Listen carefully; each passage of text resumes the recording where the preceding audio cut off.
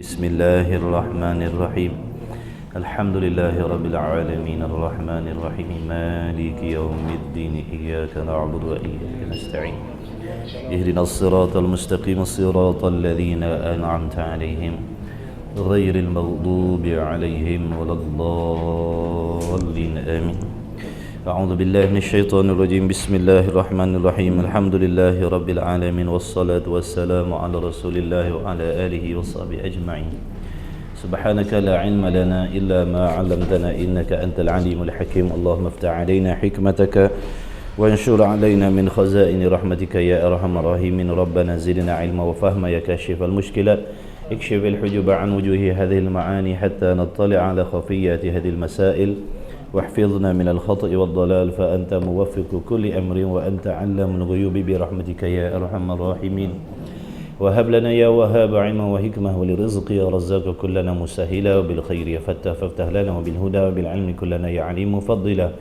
اللهم علمنا ما جهلنا وذكرنا ما نسينا اللهم اجعل أعمالنا خالصة لوجهك الكريم وصلى الله على سيدنا محمد وعلى آله وصحبه وبارك وسلم الحمد لله رب العالمين Alhamdulillah amma ba'du assalamualaikum warahmatullahi wabarakatuh. Hadirin hadirat rahimakumullah. Alhamdulillah.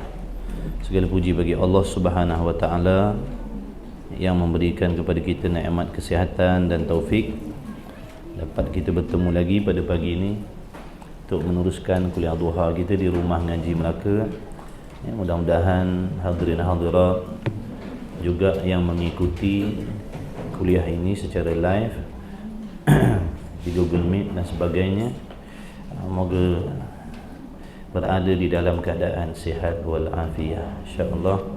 Sama-sama kita perbetulkan niat kita dan menjaga adab-adab kita di dalam majlis ilmu. Mudah-mudahan Allah Subhanahu wa taala mengurniakan kepada kita kelebihan dan manfaatnya insya-Allah. Allahumma amin. Jadi hari ini giliran sambungan kitab Misbahul Munir muka surat Allah. Muka surat apa? 11. Salah kitab. 11. Bermula ihsan. Mari bawah. Bismillahirrahmanirrahim. Qala Syekhul Musannif rahimahullahu taala wa nafa'ana wa iyyakum bi'ulumi fid dharain amin ya rabbal alamin. Sabda Nabi sallallahu alaihi wa alihi wasallam daripada Sayyidina Umar ibn al-Khattab radhiyallahu taala anhu, berkata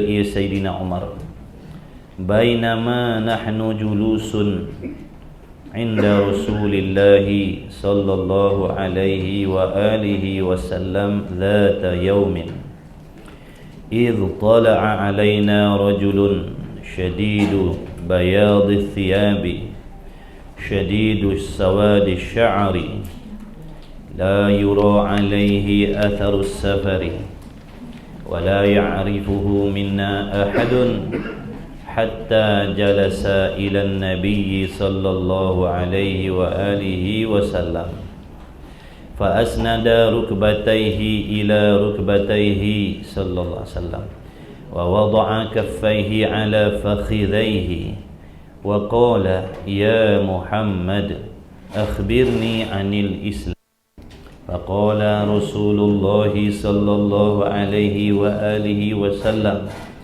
أن تشهد أن لا إله إلا الله وأن محمدا رسول الله وتقيم الصلاة وتؤتي الزكاة وتصوم رمضان وتحج البيت أن استطعت إليه سبيلا قال صدقت فعجبنا له يسأله ويصدقه قال فأخبرني عن الإيمان قال أن تؤمن بالله وملائكته وكتبه ورسله واليوم الآخر wa tu'mina bil qadri khairihi wa syarrihi. Qala sadaqta. Qala fa akhbirni 'anil ihsan. Qala an ta'budallaha ka'annaka tarahu fa in lam takun tarahu fa innahu yaraka. Rawahul Muslim. Artinya, terjemahan hadis, di antara kami, kata Sayyidina Umar, di antara kami, yakni sewaktu kami, sedang-sedang kami, kami Sayyidina Umar serta dengan sahabat yang lain radhiyallahu taala anhum, di antara kami menduduki kami di sisi Rasulullah sallallahu alaihi wa alihi wasallam. Jadi sahabat ni disuka duduk berdamping dengan Rasulullah, kerana banyak manfaat, banyak ilmu, banyak petunjuk, banyak rahmat diperolehi. Maka dengan sebab itu para sahabat radhiyallahu taala anhum sentiasa melazimi dengan Nabi sallallahu alaihi wasallam. Begitulah juga sifat yang sepatutnya kita ambil,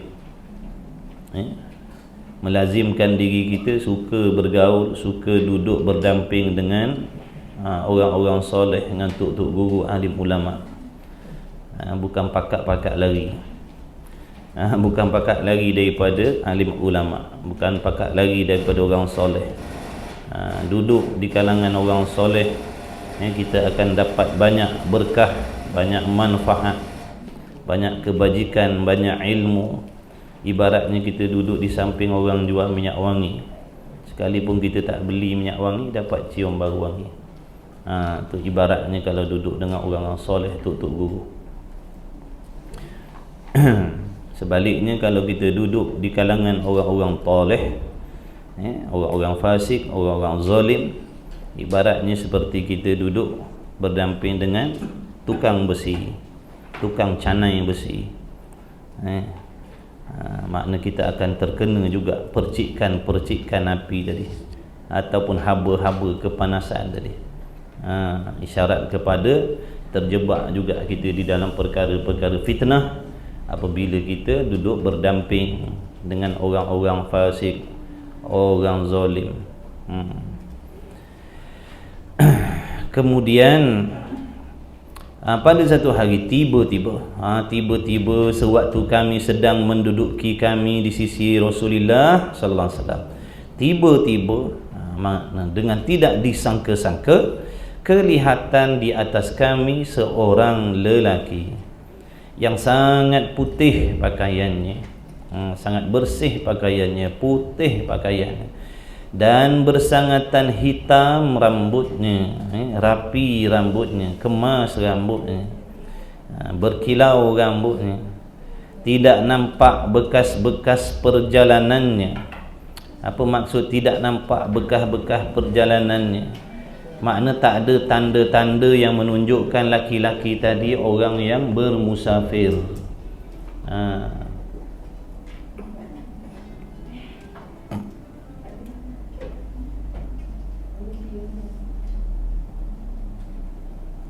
Tidak nampak bekas-bekas perjalanannya, dengan makna tak nampak tanda-tanda orang laki-laki tadi adalah orang yang bermusafir. Kalau orang bermusafir dah tentulah pakaiannya compang-camping, rambutnya kusut masai. Maklumlah di padang pasir dah. Ni dah kemas, rapi. Dan tidak mengenal akan dia oleh seseorang daripada puak kami, yakni sahabat. Yang peliknya, kalau nak kata dia bukan orang musafir, orang setempat, tapi seorang pun di kalangan kami sahabat tak kenal.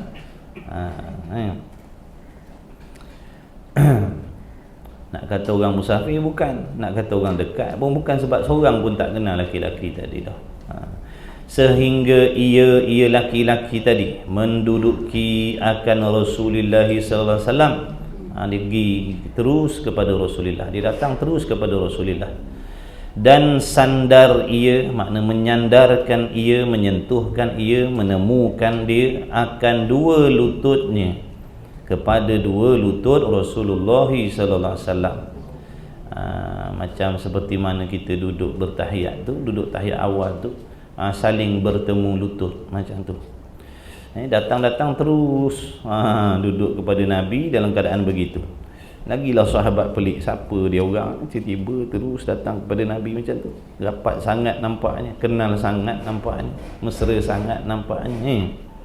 Dan meletakkan ia laki-laki tadi akan dua tangannya ke atas dua paha Rasulullah sallallahu alaihi wasallam, sambil dia berkata, ya Muhammad sallallahu alaihi wasallam, beritahu akan saya daripada Islam. Makna dia tanya, dia tanya kepada Rasulullah, beritahu makna apakah itu Islam. Dia nak tahu apa itu Islam. Jadi dia datang tadi, dia bertanya, apa itu Islam? Sabdanya Nabi sallallahu alaihi wasallam bahawa menyaksi engkau bahawa tidak ada Tuhan melainkan Allah Subhanahu wa taala. Makna menyaksikan engkau dengan lidah. Sebab Islam ni kita dah terangkan dulu, Islam ni mengikut zahir dan mengaku zahir. Mengaku zahir dengan makna lidah kita.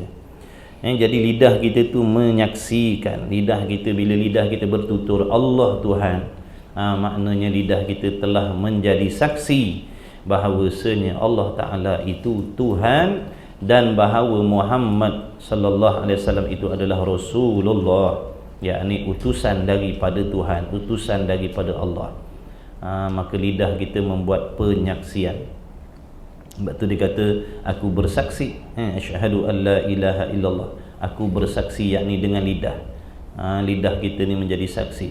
Bahkan bukan sahaja lidah kita, bahkan segala anggota kita ni adalah saksi Allah. Mata kita saksi Allah, telinga kita saksi Allah, kulit kita saksi Allah, bulu roma kita saksi Allah, kaki tangan saksi Allah. Jadi mana-mana kita pergi bawa saksi Allah. Kita buat dosa pun bawa saksi.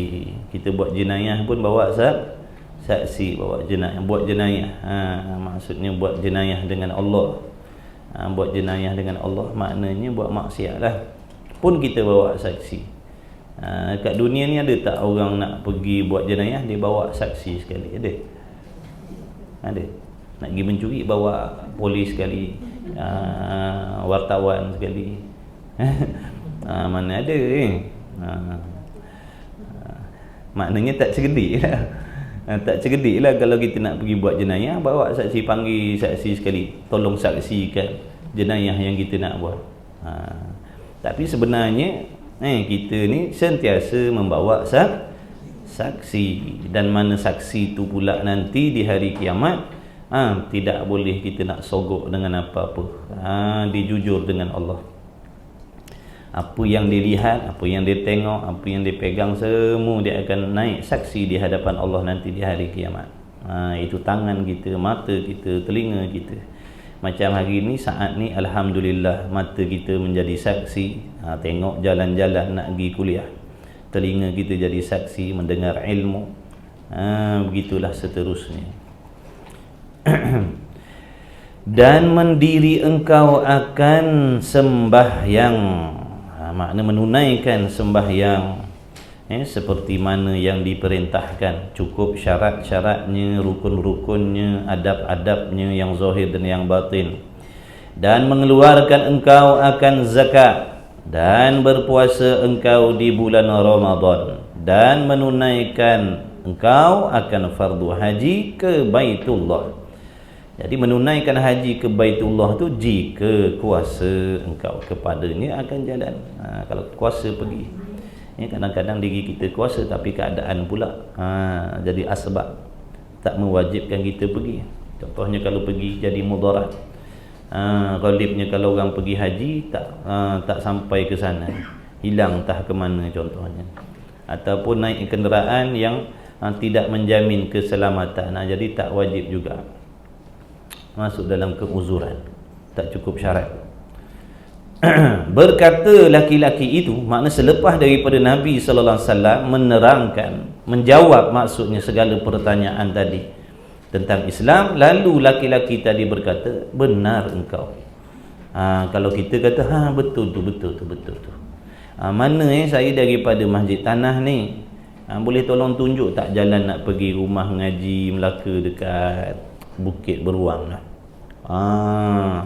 Pok cik tu pun duk bersungguh lah, duk terang lah gitu. Siap lukis peta lagi, masuk sini jumpa traffic light, jumpa lebuh raya AMJ, gini, jumpa lapangan terbang macam dia kata masuk dekat sini, masuk sampai kat situ, masuk simpang gigi, dalam 100 meter lebih kurang, tengok ada bangunan hijau, rumah mengaji. Lepas tu kita kata, betul tu pakcik. Agak-agak kena sekeh tak dengan pakcik tu? Dah tadi kita tanya. Tadi kita tanya betul. Pakcik tu bersungguh lah duk terang kan. Lepas tu dah terang, kita kata, betul pakcik. Tak ke pelik pakcik tu? Kau ni tahu ke kau tak tahu? Tadi kau tanya, bila aku dah terang aku kata betul pula. Jadi sahabat pelik lah. Tadi dia tanya, lepas tu bila Rasul jawab, dia kata betul pula. Betul kau ya Muhammad, betul kau, benar kau.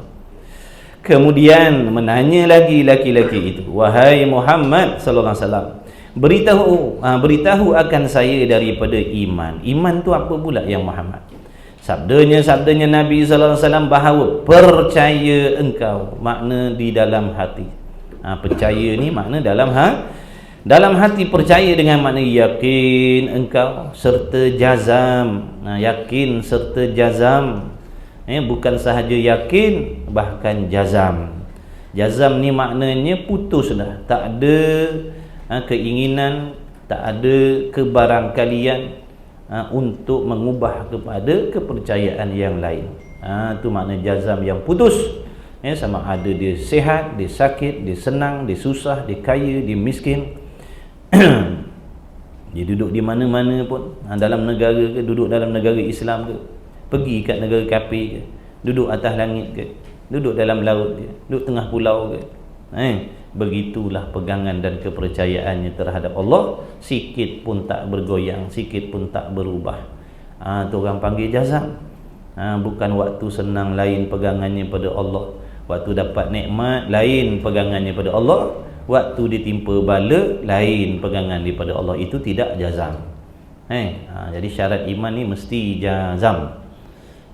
Bila dapat nikmat, dia percaya Allah Tuhan, Allah pengasih, Allah penyayang, Allah adil, Allah mengetahui, Allah tu sempurna, Allah tidak zalim. Bila ditimpa bala pun macam itulah juga.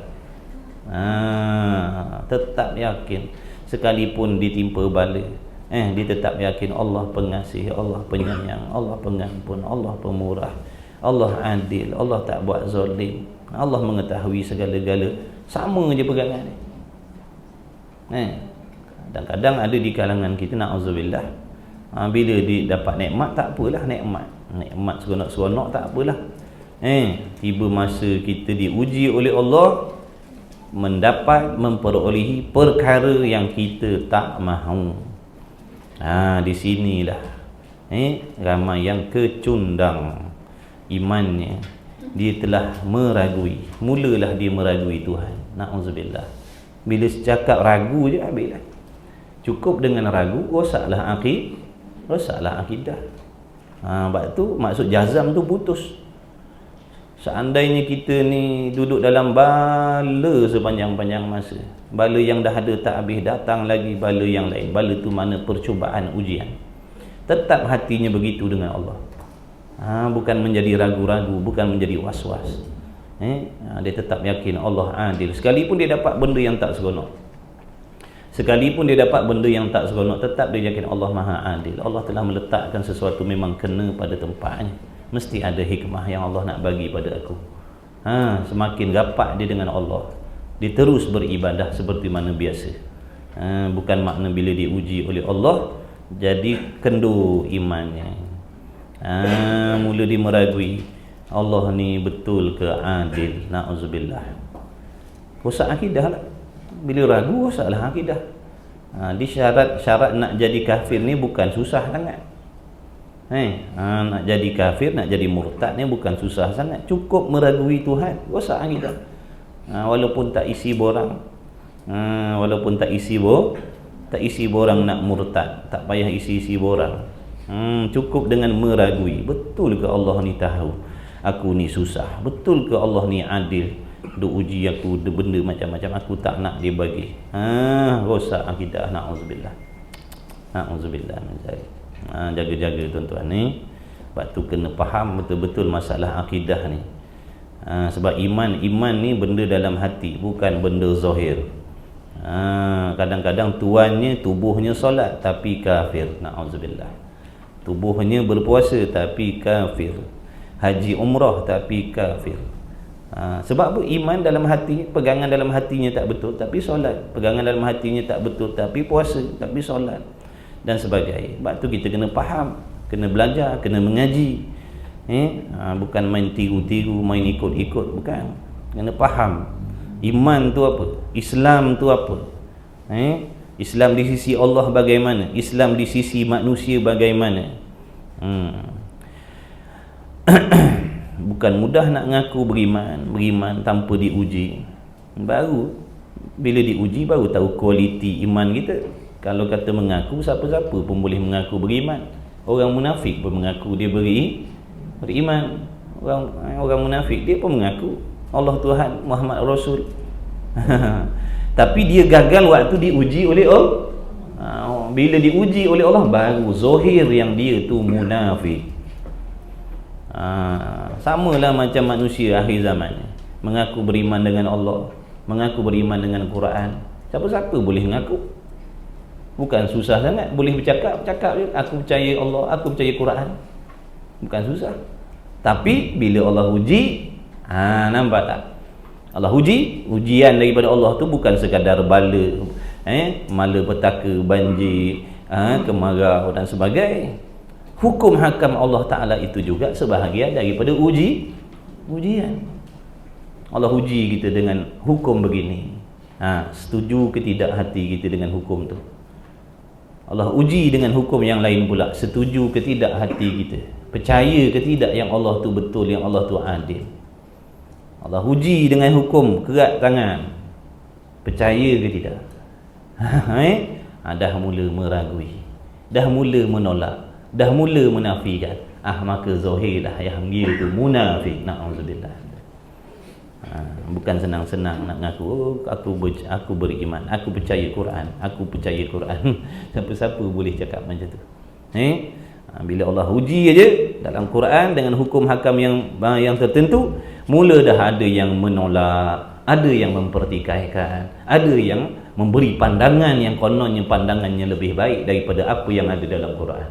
Maka zahirlah pada waktu tu dia munafik, kafir, na'udzubillah. Tapi dia tak ngaku dah lah. Dia kata dia Islam. Jauhkan diri kita daripada macam tu, tuan-tuan. Sebab tu disuruh kita belajar ni. Allah panggil kita belajar ni sebab Allah tahu banyak kesilapan, banyak kesalahan kita.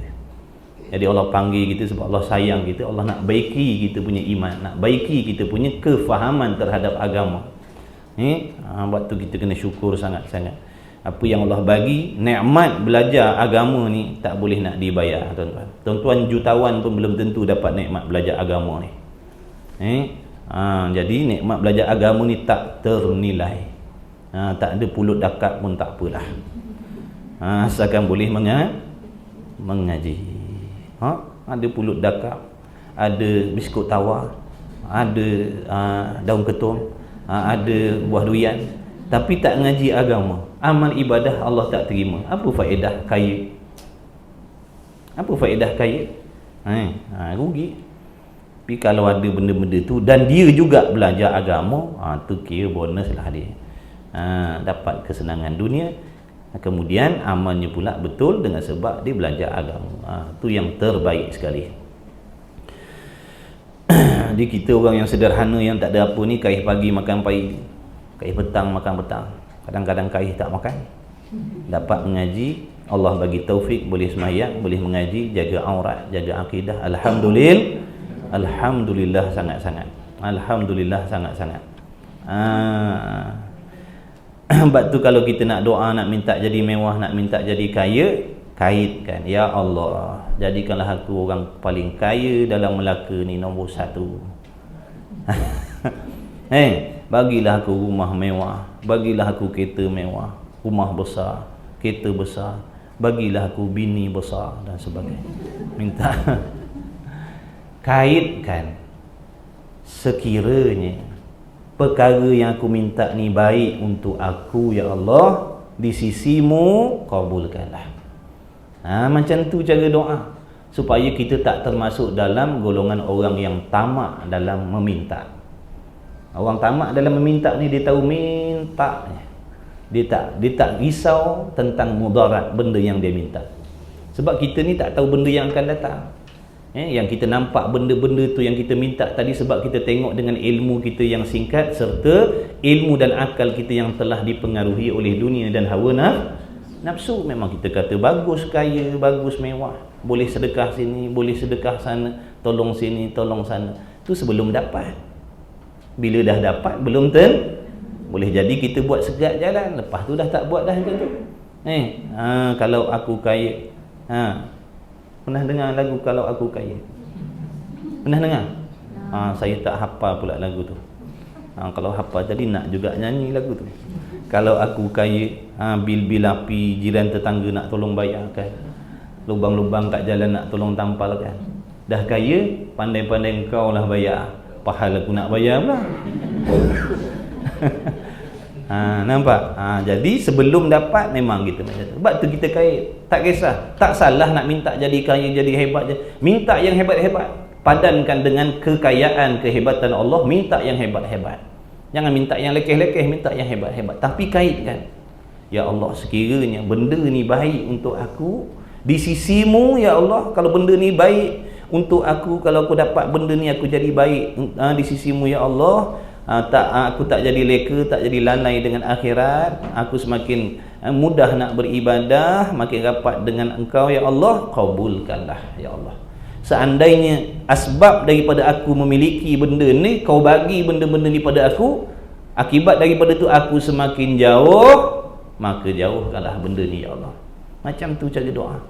Ni kita duk minta, ya Allah, ya Allah, ya Allah, ya aku nak juga, tak kira, ya Allah, nak juga. Jadi beruk lah, jadi beruk dengan sang kancil. Pernah tengok cerita sang kancil dengan beruk tu?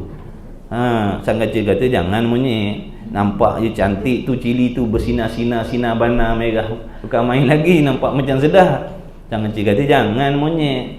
Sang kancil dia tahulah, dia cerdik. Monyet ni dia tahu nak makan je. Aku nak itu, aku nak itu. Ingat dulu zaman cerita zaman kita budak-budak lah, tapi tuan-tuan ni tak tahulah masa tu umur dah berapa dah. Cerita zaman kita dulu, zaman budak-budak, tengok suka hikayat hang kancil, suka tengok cerita. Nak itu, nak itu, nak itu. Dia tak fikir. Sang kancil kata, jangan monyet. Jadi kita ni kalau jenis macam tu, macam monyet jugalah kitanya. Aku nak, ya Allah, aku nak, tak kira, nak, ya Allah. Kira macam monyet tadi lah kita pun. Tiba-tiba dia tak peduli, dia perginya, kaupnya segala buah-buah yang dia nampak lazat merah, berkilau-kilau tadi, ambil puak masuk dalam mulut, berasap telinga.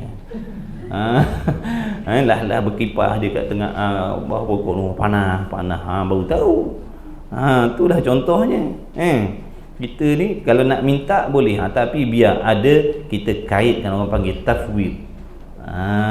Sangkutkan, ya Allah, tak kira lah, minta lah apa pun yang baik, tapi kaitkan. Kadang nafsu kita kata benda tu elok, tapi di sisi Allah benda tu memudaratkan kita tak tahu.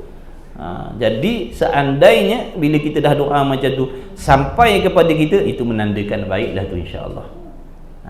Nampak tak? Sebab kita dah kait tadi, ya Allah, bagilah benda ni, kalau baik permudahkanlah, ya Allah, apa saja. Kalau baik untuk aku, permudahkanlah, ya Allah, kabulkanlah. Kalau tak baik untuk aku, jauhkanlah, ya Allah. Jauhkanlah benda ni daripada aku, dan jauhkan aku daripada dia. Macam tu. Tuan-tuan nak kahwin satu lagi ke, doa macam tu. Macam tu doa. Kalau baik untuk aku, ya Allah, dunia akhirat, kabulkan. Kalau tak, jauhkanlah, ya Allah. Sebab kita tak tahu, nafsu memang nak. Habis, tak ada cerita panjang-panjang tu. Nanti kang tak kuliah akan datang, perempuan tak datang dah. Dia pantang dia tu. Pantang. Dah kapan bangun balik, bayangkan. Dah kena kapan pun bangun balik. Jangan main-main. Pantang. Tengah-tengah kapan Tok Imam tanya, sian meninggal dah, sabar dah. Nanti adalah tu Allah ganti. Apa kata dia? Dan bangun mayat tadi. Dan akan malaikat. Bahawa mana tadi? Hilang pula dah. Wahai Muhammad SAW, beritahu akan saya daripada iman. Sabdanya bahawa percaya. Percaya dengan mana? Yakin hati engkau akan Allah Ta'ala. Yakin. Nak yakin pada Allah ni mestilah berdasarkan dalil dalil, kena belajar dalil tuan-tuan. Dalil-dalil, bukti-bukti. Sebab tu dalam kitab ni ada semua dah. Dalam kitab ni ada dah. Dalil-dalil siap dah. Cuma kita nak belajar, fahamkan saja. Tak payah cari sendiri dalam Quran, dalam hadis tu. Siap dah ulama buatkan, suruh kita mengaji, belajar aja. Dan akan malaikat. Makna percaya engkau akan Allah Ta'ala tadi, dan akan segala malaikatnya. Kena yakin pada Allah. Bila yakin pada Allah, barulah mudah kita nak terima apa yang Allah suruh, apa yang Allah larang. Barulah kita tak ada nak komplain.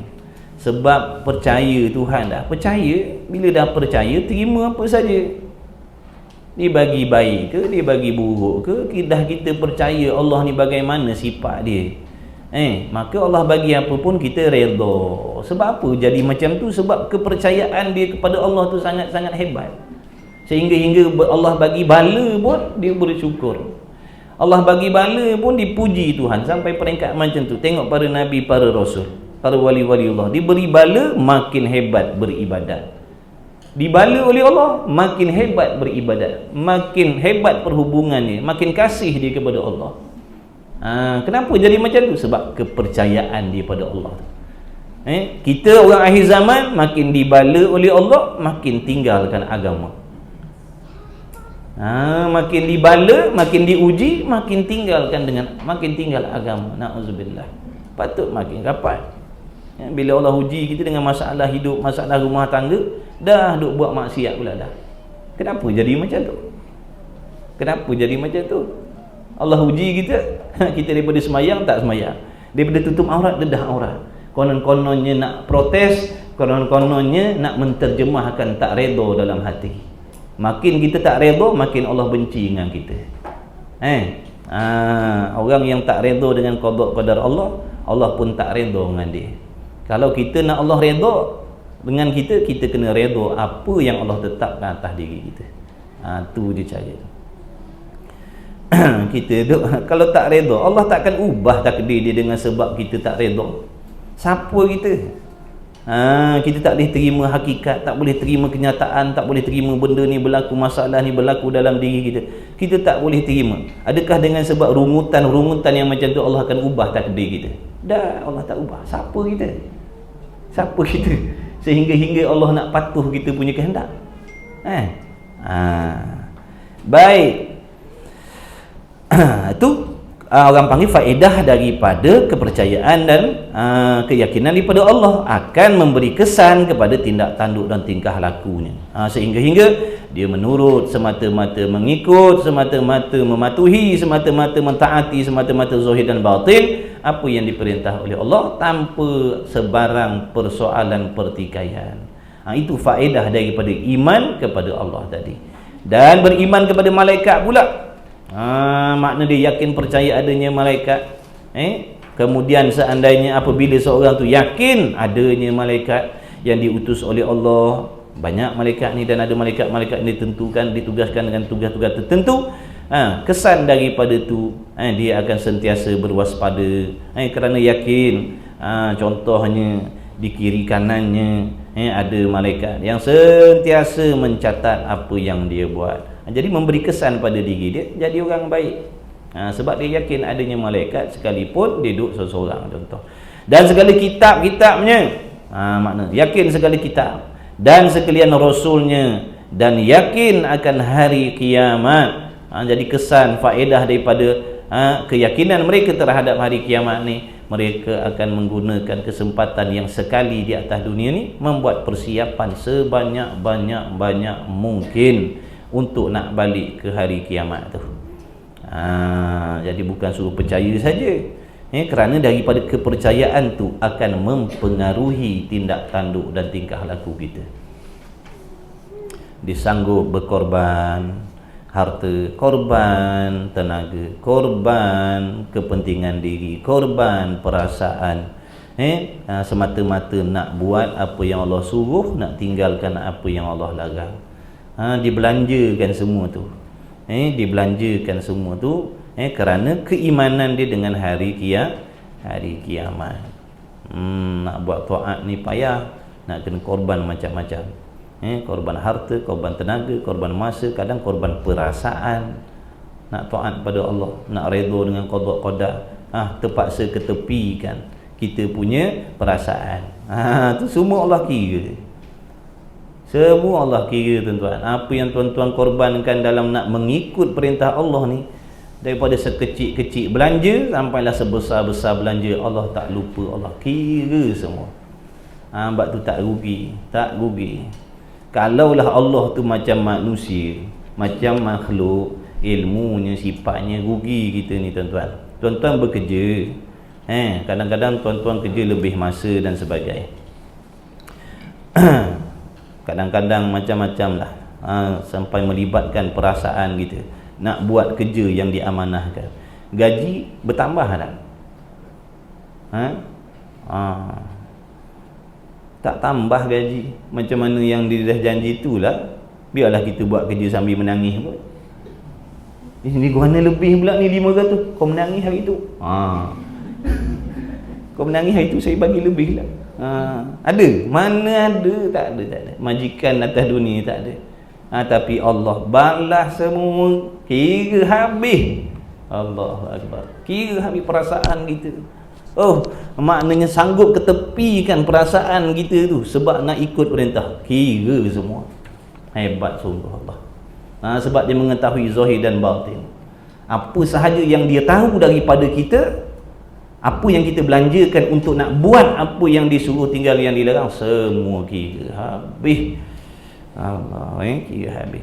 Bukan tu saja, dia suruh, lepas tu dia tolong, lepas tu dia bagi gaji. Dia suruh, lepas tu dia tolong, lepas tu dia bagi gaji, bagi upah, sampai makan tak habis, sampai bila-bila. Mana nak cari majikan macam ni, tuan-tuan? Tak ada melainkan Allah. Allah suruh kita semayang, dia tolong kita semayang, bagi nikmat, bagi taufik, bagi akal, bagi ilmu. Betul? Dia suruh kita mengaji, dia tolong, dia bagi taufik, dia bagi ilmu. Lepas tu dia bagi pahala pula dah. Pahala pula dia bagi sampai tak habis makan. Dalam syurga besok senang selama-lama. Tu. Jadi tak rugi, tak rugi. Kita beribadat, taat tak rugi, tak rugi. Perniagaan yang tak pernah merugikan. Jadi banyak-banyakkanlah amal. Gerak kita pun amal, diam kita pun amal. Contohnya, ni je masa sekali, kesempatan sekali ni je Allah bagi, transit kat dunia ni sekejap, untuk buat amal sebanyak mungkin. Lepas mati dah tak ada ibadat lagi dah. Sekalipun kita duduk dalam syurga besok, dah tak ada dah ibadat, mengaji, semayang, puasa, zakat, haji, umrah, tak ada dah dalam syurga tu. Syurga tu bukan tempat ibadat, tempat berehat. Jadi nak penat-penat sini je, sekali ni je, tuan-tuan. Nak jadi pemaaf, sinilah tempatnya. Nak jadi orang berendah diri, sinilah tempatnya. Nak jadi orang bersangka baik, sinilah tempatnya. Jangan kata nantilah lepas mati nanti aku nak jadi orang yang pemaaf. Apa faedah dah lepas mati? Nantilah lepas mati nanti aku nak jadi orang yang suka bersangka baik. Apa faedah nak bersangka baik lepas mati dah? Nak jadi orang bersangka baik ni lah sebelum mati. Pemaaf sebelum mati, pemurah sebelum mati. Ni dah ikutkan kita punya kehendak hawa nafsu tu, jadi pendengki, pendendam. Pemfitnah, pengumpat dan sebagainya.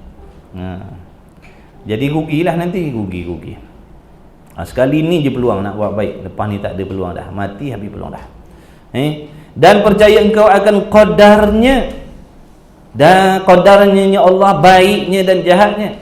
Makna mudah bahasanya, kita yakin dalam hati, percaya dalam hati, setuju dalam hati apa-apa sahaja yang terjadi, yang berlaku baik ataupun buruk, sengaja ataupun tidak sengaja dalam diri kita ataupun di persekitaran kita, semua itu adalah hasil daripada apa yang Allah kehendak dan dijadikan, bukan daripada yang lain.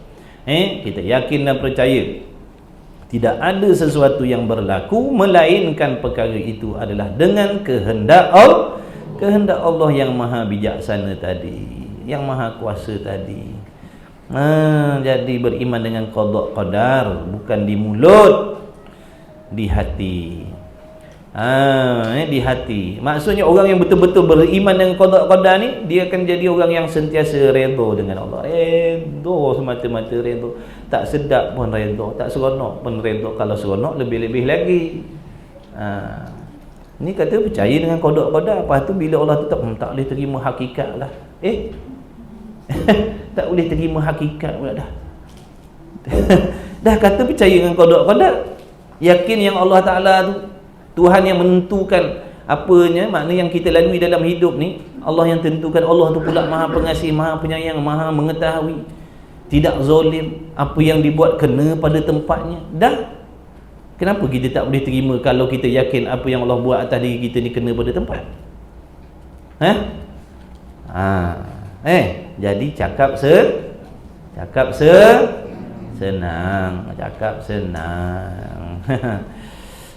Allah uji. Allah uji, betul ke orang ni beriman dengan qada qadar? Uji. Allah bagi benda yang kita tak mahu. Nak tengok ya ke tidak, terima ke tidak. Tu masing-masing lah jawab. Kita tak tahu. Benda dalam perut tuan badan yang tahu, orang lain tak tahu. Tuan rumah dia je yang tahu apa barang perabot ada dalam rumah dia, orang lain tak tahu. Jadi kita sendiri kita tahulah bagaimana kita terima qada qadar Allah. Merungut ke, merungut ke, tak redha ke, macam-macam ke, tu kita sendiri. Kalau rasa-rasa tak betul, taubat pada Allah banyak. Berkata lelaki itu, benar engkau ya Muhammad sallallahu alaihi wasallam. Kemudian menanya pula lelaki itu, beritahu akan saya Muhammad daripada ihsan. Ihsan tu apa pula? Sabdanya Nabi sallallahu alaihi wasallam bahawa engkau mengerjakan ibadat akan Allah Taala itu seolah-olah engkau, seolah-olah bukan betul-betul, seolah-olah engkau melihat akan dia. Macam kau tengok, macam kau nampak Allah tu depan mata kau beribadat. Maka jika engkau tidak nampak akan dia, maka ia Allah tetap melihat akan kau. Apa maksud tu? Apa maksud buat ibadat seolah-olah kau tengok, kau nampak Tuhan ataupun Tuhan nampak kau? Nak bagi tahu, orang yang beribadat dalam keadaan begini, ibadatnya sangat-sangat sempurna, sangat sempurna. Bukan zahirnya sahaja, sampai ke dalam hati dia pun dia jaga. Sebab tadi kan dia dah beriman dengan Allah, makna dia kenal Tuhan ni. Yang kata Allah ni bukan disebut nama je, dia kenal, dia tahu, dia faham sifat-sifat yang sepatutnya, yang wajibnya, yang mustahilnya, harusnya pada Allah dia tahu. Contohnya tentang pengetahuan Allah, dia yakin yang Allah Ta'ala dia mengetahui segala-gala zahir dan batin. Tak pernah terlupa, tak pernah terleka, tak pernah terlepas pandang, sentiasa melihat, memandang, mendengar dan sebagainya. Jadi apabila dia dah kenal yang Tuhan tu begitu, kemudian kalaulah dia tu sembahyang contohnya di hadapan Tuhan yang begitu hebat, sempurna sifatnya, sudah tentulah dia akan melakukan apa yang Allah buat tadi, mengikut seperti apa yang Allah tu suruh. Dia akan buat sehabis baik, sehabis cermat, sehabis sempurna, Sehabis-habis ikhlas. Sebab kalau dia tak ikhlas, Allah tahu dalam hatinya ada syirik khafi, menyengutukan Allah dalam tujuan ibadat. Pahala pun nak, pujian pun ya. Pahala pun nak, pujian pun nak juga. Pergi haji, pahala pun nak orang panggil haji pun ya juga. Nak orang panggil hajah pun ya juga. Minah apa? Hajah. Belah ribu habis kau panggil minah aja.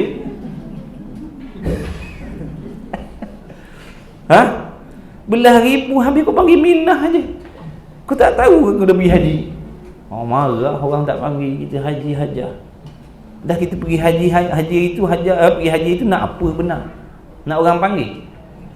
Nak pergi orang panggil pergi tempah name tag je lah. Tak payah habis belah ribu, RM5-6 pun boleh. Tulis Hajah Aminah, letak, orang akan panggil lah, insya-Allah. Habis pahala. Tu yang kata tadi, pahala pun nak, panggilan orang pun nak tak? Jadi Allah tahu tak dalam hati kita ada benda tu? Tahu. Jadi dah tak ikhlas.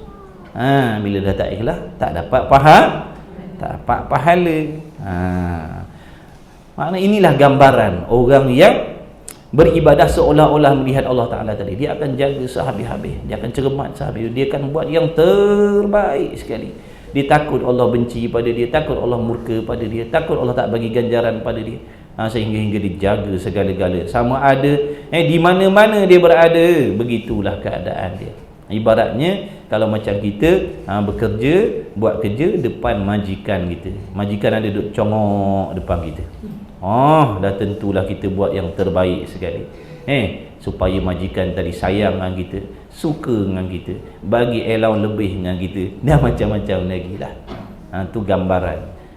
Kinayah daripada orang yang ikhlas tadi. Begitulah amalnya. Sekalipun dia tak dapat melihat Allah, tapi pegangan dan kepercayaan daripada Allah itulah yang memberi kesan pada diri dia, sehingga dia buat ibadah sungguh-sungguh pada Allah Ta'ala. Sekalipun orang tak nampak, orang tak tahu, dia akan buat sehabis-habis baik. Itu yang dimaksudkan dengan ihsan ataupun ikhlas tadi. Kalau belakang orang pun begitulah dia semayang, depan orang pun begitulah dia semayang. Belakang orang dia baca Quran macam tu, depan orang pun macam itulah. Tak ada apa-apa pun, sebab dia buat tadi bukan dipengaruhi oleh suasana, tidak. Dia buat ibadat tadi bukan orang panggil, dia buat ibadat tadi bukan terkesan dengan suasana, tidak. Dia buat tadi semata-mata hatinya ihsan dengan Tuhan. Jadi kok mana-mana pun dia buat begitulah amalnya. Dia tak terpengaruh dengan orang. Orang ada ke orang tak ada, macam itulah dia semayang, macam itulah dia ngaji, macam itulah dia ibadat. Kemudian katanya musannif, maka nyatalah bahawa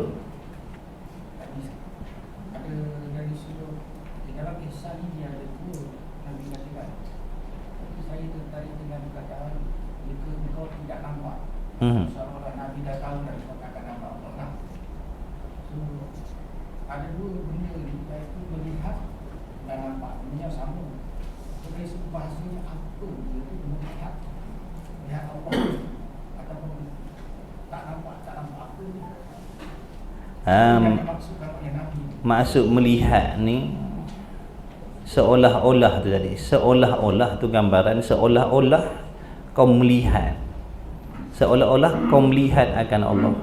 Jadi di situ seolah-olah dia buat ibarat seolah-olah, mana macam kita nampak betul-betul Tuhan. Kalau nampak agak-agaknya, kalau kita nampak betul-betul Tuhan yang kita kenal, yang dia tu Maha Pengasih, Maha Penyayang, kalau dibenci-benci sungguh, kalau dimurka-murka sungguh, macam mana agak-agak keadaan kita beribadat? Tu kata nampak tadi. Sebenarnya nampak di sini dengan mata hati. Bukan nampak dengan mata kepala, sampai bila-bila pun takkan boleh melihat Allah tu, tak boleh nampak Allah Ta'ala tu. Tak boleh nyata Allah Ta'ala tu dengan mata kepala kita. Nampak di sini dengan mana? Nampak dengan mata hati, iman tadi lah. Samalah macam tuan-tuan nampak akhirat, bukan boleh nampak dengan mata kita, mata hati maksudnya. Kerana benda-benda yang jenis iman ni nampak ke, lihat ke, maksudnya dalam hati, nampak pada mata hati. Kerana hati kita ni ada mata yang Allah jadikan untuk memandang perkara yang gaib. Mata zahir ni untuk melihat perkara yang zahir, mata hati untuk melihat benda yang gaib. Sebab tu orang yang cerah mata hatinya nampak akhirat tu macam seolah-olah kita nampak bangunan ni. Pada mata hati dia nampak akhirat tu macam nampak kita nampak. Sebab tu mereka sungguh-sungguh kejar akhirat, sebab dia nampak sungguh-sungguh pada mata hati. Sebab tu dia terpanggil, sebab tu timbul keinginan dia nak buat benda-benda yang contohnya mendatangkan kemuliaan untuk diri dia di sisi Allah Ta'ala. Kerana seperti mana apa yang kita lihat dengan mata zahir, contohnya kita melihat kemewahan atas dunia, kehebatan harta benda atas dunia, kita akan setidak-tidaknya akan timbul ingin. Sekalipun kita tahu yang kita takkan mampu memiliki benda tu, tapi ingin tu ada, nak sangat je. Kalau boleh, kalau ada rezeki nak juga macam ni. Sebab apa? Sebab mata kita dah nampak. Jadi ada keinginan. Silap-silap dengan adanya keinginan tadi akan mempengaruhi kita berusaha untuk nak cari benda tu.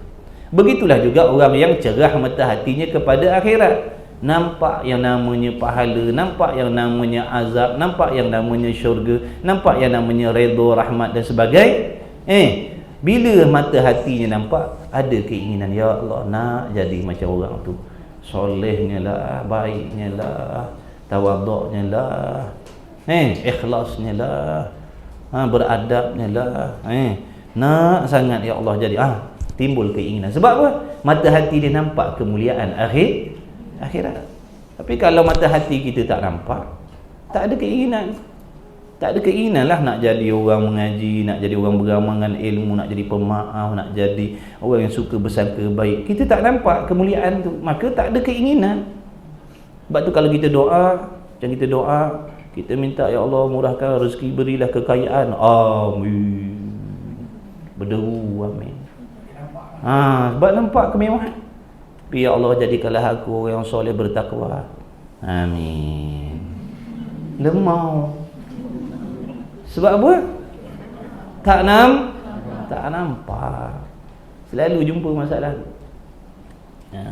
Dalam kuliah kita doa ya Allah. Kalau minta harta kekayaan, jadikan anak bini keturunan kami ni orang kaya raya. Amin. Kami bersungguh amin. Jadikanlah kami ni anak-anak kami orang bertakwa. Takwa apa barang? Dengan takwa bukan boleh beli tanah, bukan boleh beli rumah. Orang tak pandang hebat pun kalau ada takwa. Sebab tu kita aminkan. Sebab apa? Buta. Mata hati kita buta akhirat. Sebab tu kena banyak bersihkan hati. Mudah-mudahan Allah celikkan mata hati kita sehingga nampak benda akhir. Bila nampak benda akhirat, ada keinginan dan mempengaruhi kita berusaha ke arah tu. Macam tu. Boleh tak saya tanya, dalam kita mengerjakan ibadat, kita bayangkan ataupun kita tahu tentang fadilat itu? Boleh. Dalam kita beribadat, boleh tak kita beribadat kerana nakkan, mudah kita cakap, nakkan fadilat dia, nakkan kelebihan, duha murahkan rezeki, contohnya al-waqi'ah begini, al-mulk begitu, maka kita pun beramal lah. Boleh ke tidak? Jawabnya boleh. Masuk dalam kategori ikhlas juga, tapi grade B, grade C lah. Dah apa faedahnya? Faedahnya Allah Ta'ala dan Rasul kadang-kadang menceritakan, memberitahu kelebihan sesuatu amal.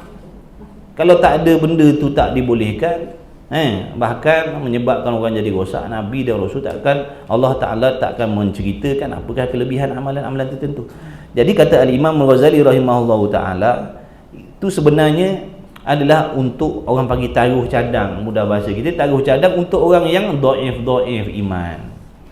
Dhaif iman, lemah, lesu, tapi bila memandangkan upah-upah yang Allah sebut, tertarik dirinya nak hampir nak dekat dengan Allah. Daripada tak solat jadi nak solat, daripada tak mengaji nak mengaji, daripada tak baca Quran nak baca Quran, daripada tak baca wirid nak baca wirid. Bukankah dia dah beribadah? Bukankah dia dah dekat dengan Allah dah tu? Ada pun orang yang dah muntahi, maknanya orang yang dah lebih-lebih, yang dah mengerti, yang memahami. Makna mereka tak pandang dah benda-benda tu. Sebab dia dah sangat-sangat memahami, dah sangat dewasa dalam bab ibadah ni. Adapun kita yang masih kekanak-kanakan, kebudak-budakan ni, kena pandang upah tu, baru kita rajin nak buat. Masuk dalam ikhlas juga tu. Tapi bukan grade A tadilah.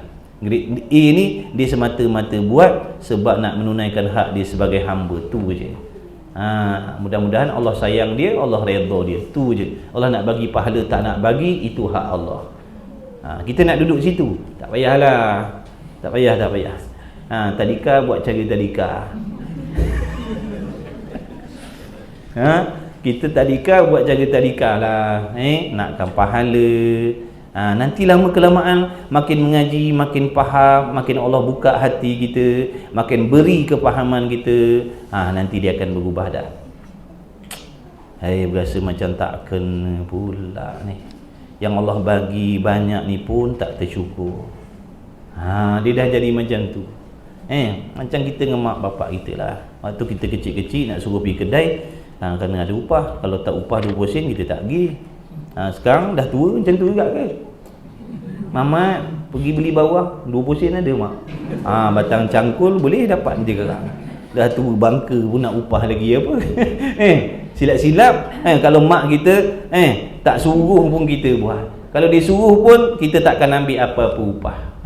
Sebab kita dah dewa, dah faham berapa banyak jasa mak bapak aku pada aku, melahirkan aku pun tak terbayar. Ni nak minta 20 sen pula dah.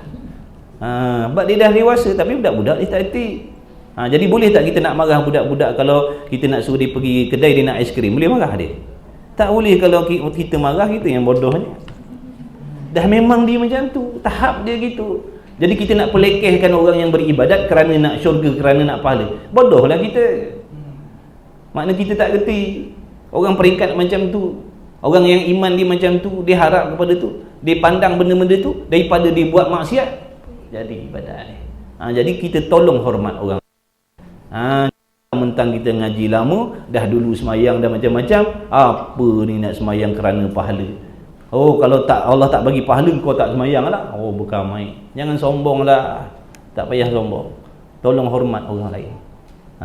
Kalau betul hatinya baik, dia tak macam tu. Dia takkan pelekehkan orang yang buat ibadat kerana nakkan syurga. Kalau betul hati dia baik. Sebab tu Nabi duk cerita ada fadilatul a'mal, fadailul a'mal, kitab-kitab yang mencerita tentang kelebihan amal. Sebab apa? Nak tarik minat kita yang doeh-doeh ni, yang lemah-lemah iman ni. Dengar kelebihan baca Quran, dengar kelebihan puasa begini, kita nak puasa. Nanti lama-lama bila dia jadi terbiasa, kemudian sambil-sambil dia belajar, makin faham, makin baikilah niat dia tadi. Daripada niat yang rendah, boleh jadi nanti semakin lama semakin baik dah keikhlasan dia. Daripada grade B tu boleh jadi tukar jadi grade A. Ni tiba-tiba nak duk lompat grade A. Janganlah macam tu. Biar ikut step dia. Dia ada step dia. Iman kita ni ada naik, ada turun, ada tebal, ada nipis. Kemudian katanya musannif,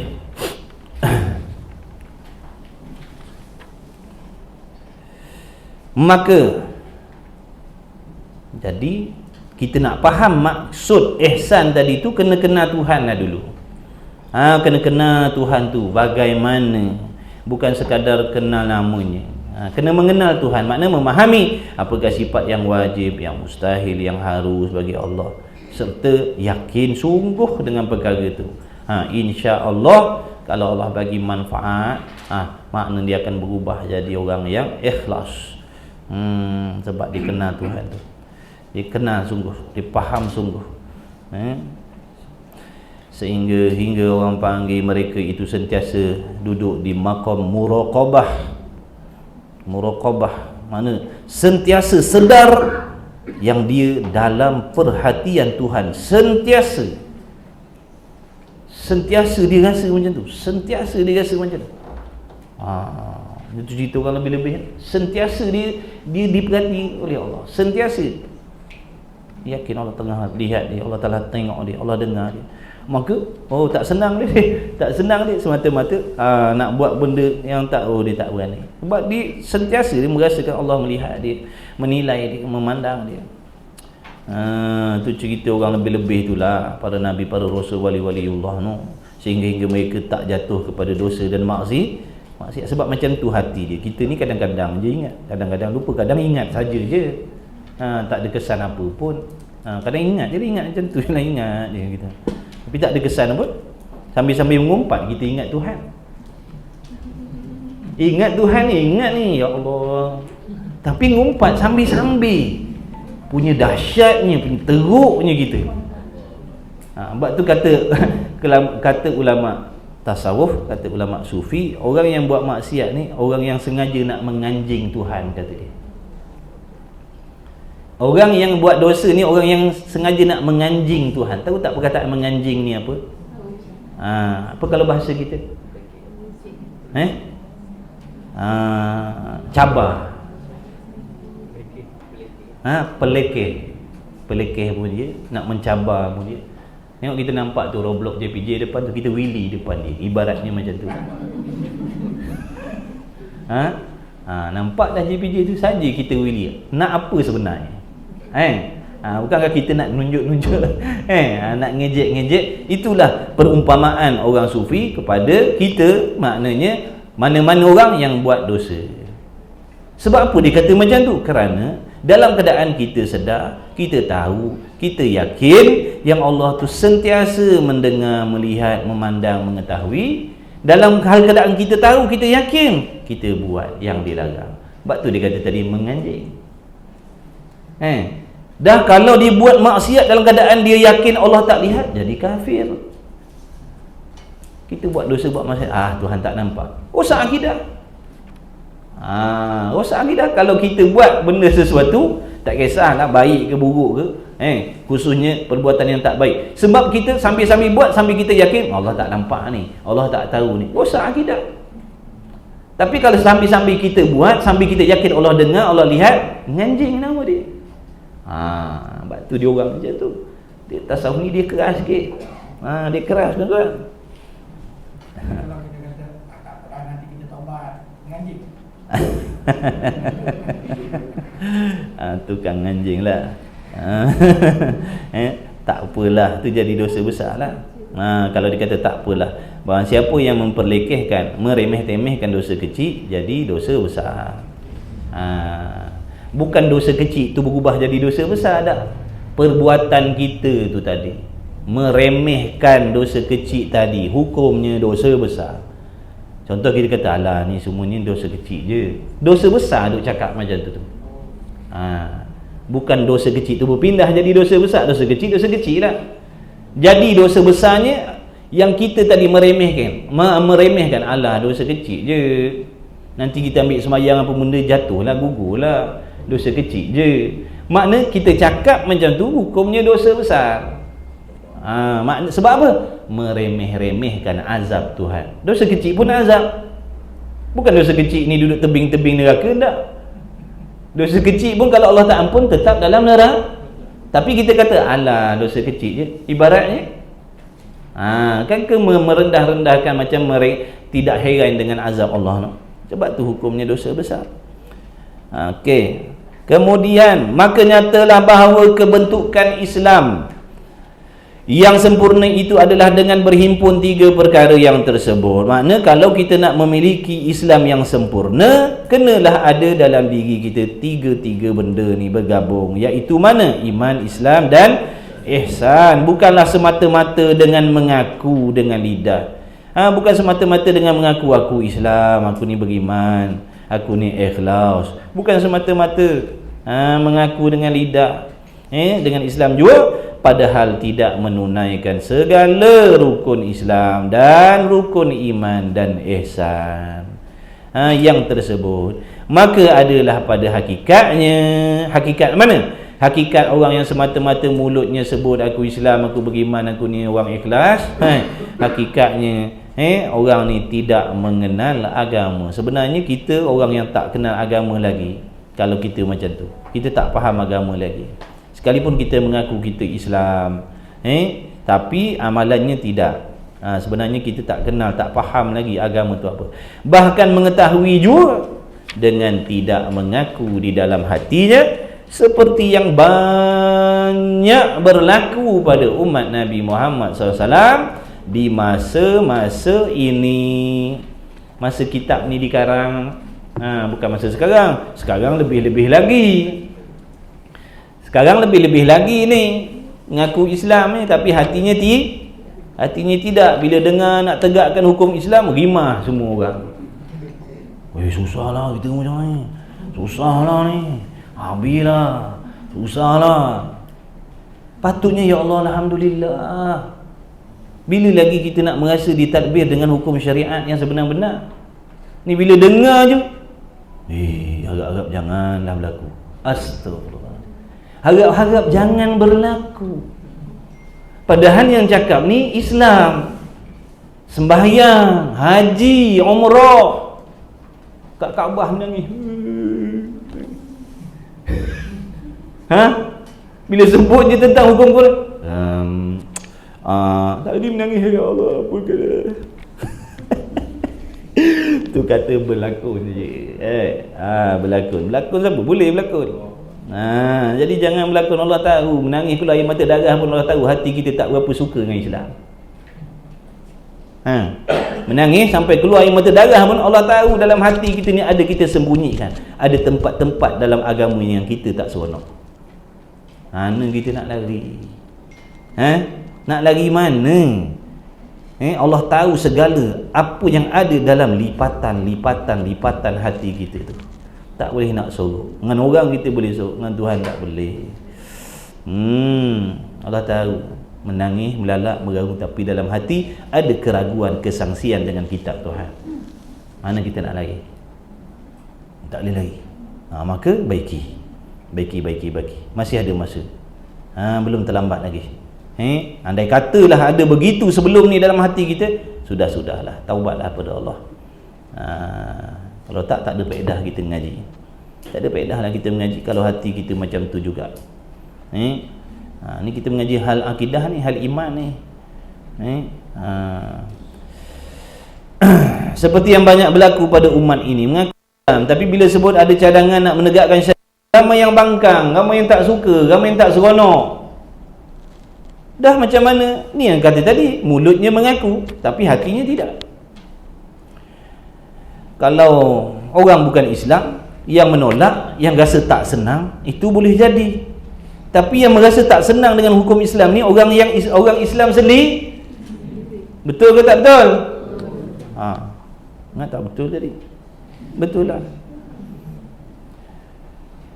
Dengan mengetahui sembahyang tapi tidak sembahyang, dengan mengetahui puasa tapi tidak berpuasa, dan ila akhiri, maksud dan sebagainya, banyak lagi lah.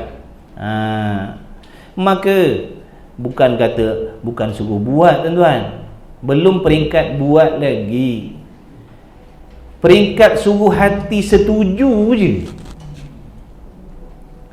Setuju ke tidak kalau menegakkan hukum Quran, tu je dulu, bukan kata nak buat dah. Setuju ke tidak? Ramai tak setuju dah. Allah, tapi semayang.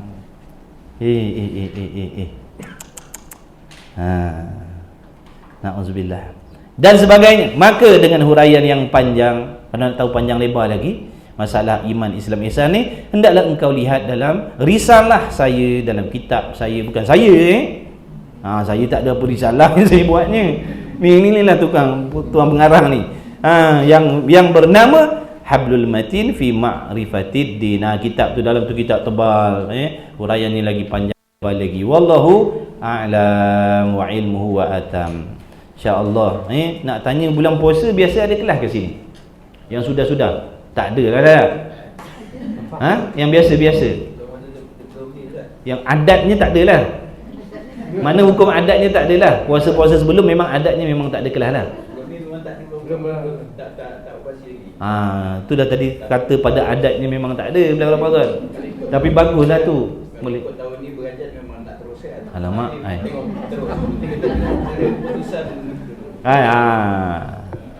Yang puasa ni dia lain macam dia punya lesu dia kan. Bulan puasa dia punya lesu dia lain macam lah. Sebab kadang bukan apa dia orang ni qiyamul lail. Daripada lepas maghrib ibadah sampai ke subuh ke siang penat dia orang. Dia cakap nak lagi. Yang nak lagi tu ada seorang macam tu dua je. Cakap kembali ni kan. Hanya beralah. InsyaAllah lah ya, mudah-mudahan lah. Kalau ada pun bagus, makna bulan puasa lagi banyak pahala dah. Lagi banyak pahala. Tapi dugaan ni pun hebat juga. Ikutlah nanti bagi tahu lah. Jadi kita ada berapa kali lagi kelas agak-agak? Puasa bulan apa ya? Bulan 4. Masih lagi. InsyaAllah bukan banyak masa lagi, dah dekat dah lah. InsyaAllah tengoklah macam mana keputusan mesyuarat rumah ngaji nanti. Andai kata bulan Ramadan ada kelas, kita cubalah buat. Kalau sekali dua ustaz tak datang, ustaz datang tu cuti dah. Dia tak ada dah tu ustaz lain saya tak tahulah. Cukuplah. InsyaAllah ni nampaknya macam dah lambat ni kelas tambahan dah lama tak ada ni. Kelas tambahan. InsyaAllah. Lain kali boleh, kelas tambahan boleh. Majoriti boleh kelas tambahan. Tangguh dulu boleh? Tu yang kita nak dengar tu. Nak dengar sangat-sangat boleh. Kita pun seronok. Alhamdulillah.